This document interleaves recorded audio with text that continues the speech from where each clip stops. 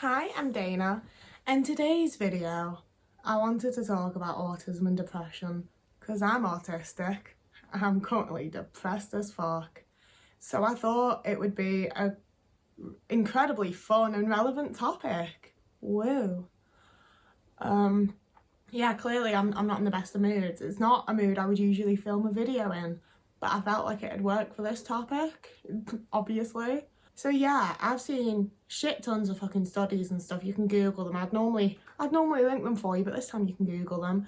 There's loads of studies about how rates of depression are higher in autistic people, and loads of us, commit suicide, and it's a whole issue for a lot of autistic. I mean, mental health's an issue for the general fucking population anyway, especially in the UK where the NHS really falls short when it comes to mental health. But especially in the neurodiverse community, I think that mental health and depression especially are very large topics. And they're not ones that I usually concern myself with, because although my mood doesn't tend to run particularly high, I haven't experienced a point of depression like this in many, many years. And it's real easy to forget how horrible it feels. It's not something you want to remember. So I really didn't remember how shitty it feels. But yeah, I wanted to start by talking about my past experiences because I think that there's a lot of overlap of autistic burnout and depression. I think that for me, I don't know what I'm doing. A lot of the time when I have felt depressed, it's been alongside burnout. I think it was probably only really while we were living in Denmark and I was really depressed as a 13-year-old that it was just depression without the burnout, because I was depressed for the vast majority of high school as well. We've basically been depressed on and off since I was 12 and it's been a great time. I hate my life. No, I'm not trying to get that negative. But yeah, it's been an on and off thing for me for a really long time. But usually it's come along with autistic burnout at the same time, because I sort of see mild depression as a symptom of my burnout. I'm not saying that's how everyone's is, but I've definitely always experienced a mild sort of general depression while in burnout. And it's difficult because when you're autistic, it comes along with I have executive dysfunction. So you're telling me are you feeling unmotivated to do X, Y, Z? Because that could be a sign you're depressed. It's bitch, I feel unmotivated all the time. I have to really force myself to do shit all the time. So imagine how much worse it is when I'm then depressed or burnt out. It sucks. I'm rambling. Yeah, so my past experiences, when I was initially 12 to 13 and we'd moved to Denmark, it was a lot of changes and I didn't really fit in and I was very, very isolated. I couldn't speak the language, so I didn't make any friends, and I was depressed as shit, as you can imagine, as you would be. And I was diagnosed by a doctor and put on antidepressants that did not work. And that was my first experience. And it was one of those where it sort of got a bit easier to cope with once we moved back to the UK. I don't think it really got any better, but I could talk to people. I knew what was happening in school. My life was that bit easier, that it was just easier to deal with until I was probably 14, 15. So there wasn't a big gap there. And then that was when I started to get really burnt out from school. I was going to a drama club thing we did an hour of drama, an hour of music, an hour of dance every week on a Saturday. So I was really only having Sundays off. And then because I'm in schools essentially for the other 6 days of the week, Mum will be well, you need to use Sunday to clean your room and to do this and to do that. So I just felt like I didn't have any spare time. And I plunged into a massive bout of burnout and it really sucked. And then I left school and started college, and I'd had some sort of time to come out of the burnout a little bit over the summer. And that was when I realised that I was really, really depressed, because I didn't know I was autistic yet at this point. So I thought I'd been depressed the whole time. I didn't register as burnout. But it was when I went to college that I was oh man, I'm depressed. I really don't care about being here or doing anything. I was super anxious. I have a whole video about my college experience if you want to watch it. It's also very depressing. But that was when I really realised that my mood was consistently on the fucking floor. And I dropped out of college And that was when I began my 2 years of vibing poorly, I suppose. It was just me like playing Skyrim for like 12 hours a day, or Sims for 12 hours a day, or just watching, like binge watching my favourite movies and TV shows that were very comforting to me. Like, it was special interest shit. It was an autistic person who didn't yet know they were autistic, aka me, indulging in my special interest to try and feel a bit better and not having it really work. And I was like that for like 2 years. It was a solid, maybe even 2.5, 3. It was a long period of just, I did not have the energy, motivation, the drive. I didn't have anything to do anything with. And that's, for me, how I know it was burnout. That's not how depression feels for me. That's burnout.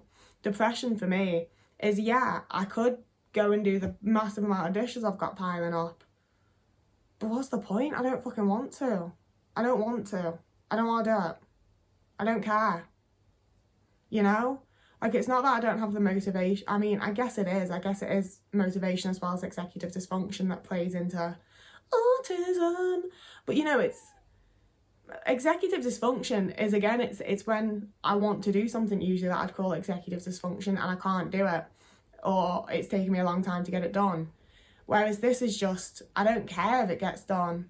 Like, usually, thanks Ringo, usually I'd be stressing that there's dishes there. I'd be really stressed that I haven't hoovered today. I'd be really stressed that I haven't done a load of laundry. And I just don't care. Like, what's the point? What's gonna happen? Like normally by this point, I'm at least halfway through my to-do list. I haven't even written a to-do list today because I don't really give a fuck. For me, I think that, honestly, because I've been feeling like this for around a month now, I think that this may be the first time in my life that I've experienced depression without any hint of burnout. I'm not burnt out in the slightest. I have ideas and like shit going on and whatever else. I'm not burnt out. Otherwise I'd probably be in bed and not doing this. But I just, you know, sorry to say it again, but I just don't care. I really just cannot bring myself to give a shit about anything. And that just makes it really difficult to get anything done. But I know that if I don't get stuff done, I'm going to feel worse in the long run. I'm going to build myself a little pit, you know? Yeah, because Rich works full time. So that's why I take on the majority of the house chores. He's in work all day and then he comes home and it's like, I can at least do the dishes for him. And besides that, I also get my own personal satisfaction of having like been productive and done a thing. But right now, I really just, I don't care, you know? Oh, that's what I was going to say. I keep losing my train of thought as well. But yeah, so when he comes home, it's like, he'll do some dishes, you know. He's not an asshole for the most part. He tries not to be. You know, he'll do what he can. But at the end of the day, he's been in work, like, you know, for the whole day. He doesn't want to be coming home to do the dishes and the laundry and the hoover and do this and do that and change the litter tray and feed the cats and do that. You know, some of it is shit that I need to be getting done during the day. But I'm also really lucky that he does do those little bits and pieces, because number one, it motivates me to then continue. Like, if he's done half the dishes, oh, there's only half left, I might as well do them. But it's also a case of I would be in an absolute fucking depression pit right now if it weren't for that. Because I've been doing bits and pieces, because it's easier when someone else has also done bits and pieces. If it was a case of like all the dishes from the last like week when I haven't done dishes were still there, I'm not doing them now. If all the laundry that I haven't washed was still there and he hadn't done any, I'm not fucking doing it now. It's piled up too much. Where do I start? It's such a fucking behemoth challenge now. But like, that's almost where it's added frustration, because it's like, so I have a support system. I have good people around me that I could talk to. And I have no idea how to vocalise how I feel to them. I don't really want to talk about it to them. I hate it when people see me cry, and I will cry. If I explained this to a real human, I was going to say warm person, you know, I would have a cry, and then it's like, well, I'm going to shut up now because I don't want to fucking cry. So I don't really talk to anyone, even though I could. I have been forcing myself to still leave the house. Don't enjoy it much a lot of the time. That's a lie. There's been a couple of times that I have massively enjoyed it, but a lot of the time, especially if I'm on my own, it just feels really overwhelming, which probably ties into more to my anxiety than the depression. But then I think it's also like, I see other people and I'm like, oh damn, look at them, like going about their day just not looking like a fucking walking zombie, because that's how I feel. You know, I feel like I'm not even tired, but I don't have any energy, and I just like I do feel like a zombie, I guess. Like, I don't really feel like there's anything in here. I'm just going through the motions and doing things that I think I need to do as and when I can. And everything's taking fucking forever. And everything's frustrating and annoying and sad. I've just realised as well that I think every time that I've experienced depression, it's been for a very clear reason. You know, like, I've moved to Denmark and I got no friends and I can't communicate with anyone to make friends. I'm depressed. And right now, I've got quite a few things changing in my personal life that I don't know if I am going to talk to you about. Maybe I will keep that private. Maybe you will hear about it eventually, I don't know. But I've got that going on. My mum's got cancer, which is like fun times. And my anxiety's gone up a lot. I'm searching for a job. Boy, is that soul crushing. Just getting like dozens of emails every day to let me know that they're not continuing and they are turning me down. Love it. You know, I can see exactly why I'm depressed, but I cannot see a way to pull myself out of it. Because I think that for a lot of us, living day to day as an autistic person is already so fucking hard, you know? Like, getting food that I need to survive is difficult. Speaking to people so that I can have like a nice time or a social interaction or whatever is difficult. Remembering to eat and drink is difficult. And now I have to put extra effort in to all of that just to get through the day. And in order to feel better, I would have to put in even more effort to try and improve things. I don't have it. I don't have the energy. I don't have the fucking mental stability to be doing that. When it comes to the topic of like, a lot of studies say that like evidence shows that autistic people are more predisposed to depression, anxiety and things like that, I'm kind of like, well, yeah, duh. It's real fucking depressing to live in a world where people treat you differently and you don't understand why a lot of the time, where you're just missing social cues and you're missing out on all these little things that everyone picks up on so easily, and you're looking at other people thinking like, I know no one's life is supposed to be easy, and I know I don't see the full picture of everyone else's life, but it sure as fuck looks like everyone else's life is a lot easier than mine is. You do lose that out for you a little bit once you start, or at least once I started to emerge. Once I started to experience more of like the neurodiverse community online and saw that other people are living very similar to me and going through the same struggles as me and stuff, I stopped having the whole like, why is it easy for everyone else?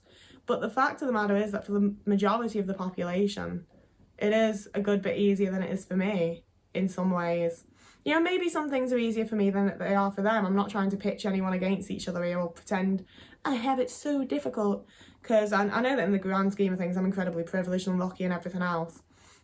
But, you know, I still always feel like I have to validate that. That's interesting, isn't it? Because, you know, I'm a millennial, obviously. So growing up, mental health was like quite rife in our generation, and the older generation tended to not want to take it very seriously. I had a professional counsellor at one point tell me like, oh, well, I know you don't feel very good right now, but if you just think like, there's children in Africa that would love to be in your position, wouldn't they? They'd love that, so just think about that. So at any time I want to complain about my life or how I feel, I'm automatically predisposed. I automatically have to like validate it with like, I know that loads of other people have it worse and I'm really lucky and I'm really privileged. It's like, yeah, but it don't feel like it right now, does it? And how I feel is as valid as how anyone else feels. And we shouldn't have to compare ourselves to the least fortunate people just to be able to acknowledge that we're not the most fortunate people either. I don't know, I feel like I've been talking forever, and frankly, I just want to lay down with my cat. He's laying across me. I know as soon as I move to touch the camera, he's gonna move, but Ringo is sat with me looking cute as fuck, and I just want to hang with my cats. Right, whoever you are and wherever you are, I hope you're having a lovely morning, evening, day, afternoon, week, month, year. And I'm gonna try and move the camera down so that you can see Ringo before I go, but I think he's gonna move.